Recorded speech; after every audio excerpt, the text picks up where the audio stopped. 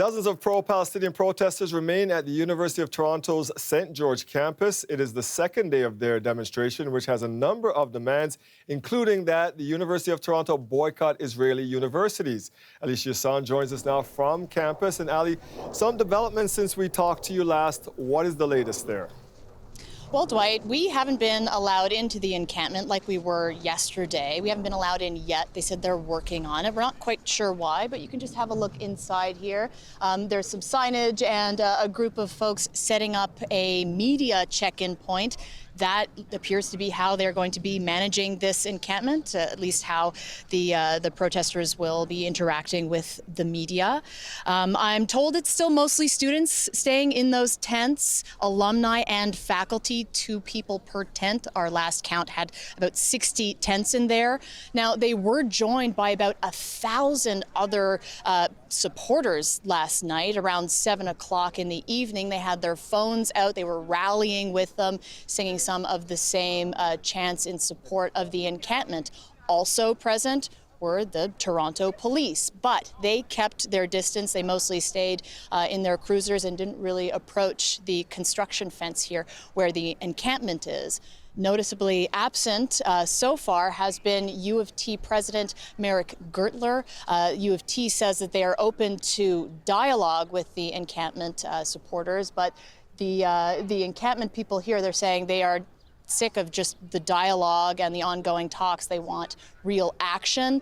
Someone echoing the students' call for that are the professors here with the Jewish Faculty Network. We spoke with one of them just earlier. Have a listen. I invite administrators and especially President Gertler to come and talk to his students. I mean, it's a little bit weird for the president of the university not to be willing to come here and engage and see what a remarkable set of students he at the university he's president of. I mean, this is really exciting. Students are taking their education extremely seriously. We always get messages here as faculty of the University of Toronto stating that we should do more experiential learning. And then when the students actually do that, well, that's a little bit too much. Well, the message that these students are trying to get out there, of course, is the demands for a ceasefire, and they want the university to, as they say, divest from companies that support what's happening in Gaza right now. And they gave some examples of where the university has done this in the past. One of the student representatives that we heard from last hour gave an example of how that can be replicated here as well. Have a listen. Really what we're interested in is a commitment from the University of Toronto to divest from Israeli apartheid. So the University of Toronto has divested before. They divested from South African apartheid in 1988. They divested from fossil fuels in 2021. They have an ethical investments policy. So really all we're asking is for them to adhere to that policy, which is a pretty easy ask, honestly. And if they want this encampment cleared, that's what they could do. They could make a commitment to divest. We are still waiting for an updated statement from U of T. The last we heard from them was them saying, the time of the curfew that they had originally imposed of 10 p.m. for the encampments to be dismantled yesterday. They softened on that stance. They said the encampment can remain as long as everything remains peaceful. What you're just taking a look at there is the queue of people looking to get into the encampment now. Now that the afternoon is getting underway, they will be opening up these gates to more people who will support them. As they have been telling us all along, these students and their supporters are in this for the long haul. In terms of how they are weathering, the elements here, we've noticed some waterproof equipment coming in. We've noticed some tarps coming in. They're preparing for the rain this weekend.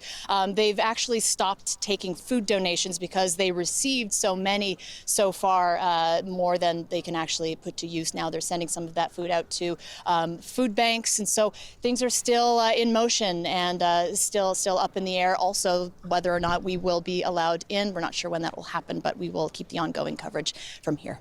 Dwight. And it seems to be remaining peaceful. Ali Chiasson joining us from U of T St. George campus. Thank you, Ali.